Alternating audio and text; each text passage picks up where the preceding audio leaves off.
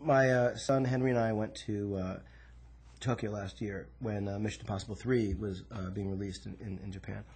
And we went to a bunch of toy stores, mostly because that's what he and I really wanted to do. We went to Japan. And so we went to some really great and different toy stores. And I realized at almost all of them, Godzilla was still featured quite a bit. And it just struck me that there was this iconic monster that was still so many years later prevalent in these stores and had meaning to the culture. And I thought, I wish that we had a monster like that.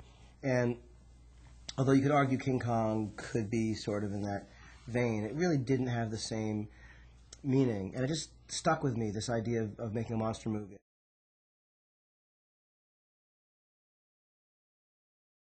I think that there's something to be said for what Matt did in this movie and the how scary it is and how real it is at the same time that it's absolutely ridiculous. And that to me is like my favorite kind of a movie. It takes something that's just preposterous and makes it terrifying, whether it's Alien or Jaws. I mean, a movie like a Cloverfield, I think, is potentially something that taps into the kind of fear that people live with, and lets them, have that scream and gasp and horror and do it safely and do it with a sense of humor too.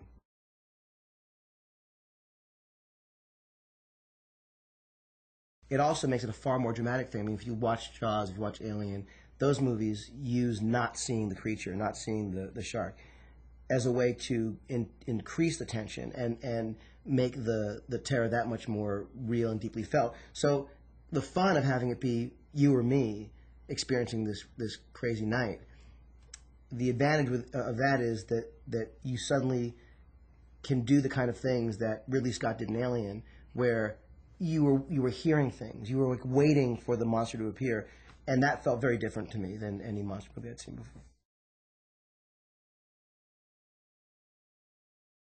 The story is it's the night of the going away party, and the guy who's going away, who's been in love with this woman, for a long time, finally kind of have this fight, and it's the thing that's going to sort of end that relationship, and in a way it feels very much like it could be a Cameron Crowe movie.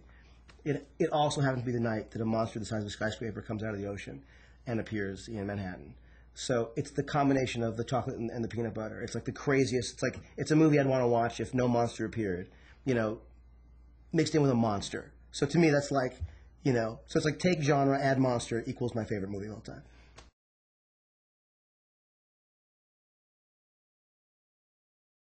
We live in a time of such fear that having a movie that is about something as outlandish as a massive creature attacking your city, I think allows people to process and experience the kind of fear that we are all living with in a way that is incredibly entertaining, incredibly safe, incredibly witty.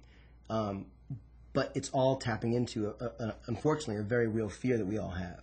So I can't honestly say that that's why I came up with this and that was my approach, but I can say that in the way that when there's something that you really want to see or something that you get excited about, I knew that if this movie came out and I had nothing to do with it, I would rush to see it because I do want to have that experience, but I don't want to go sit through a movie that's about terrorism or about the war. I want to go to a movie that is about something larger than life and hyper real, and Cloverfield certainly is that.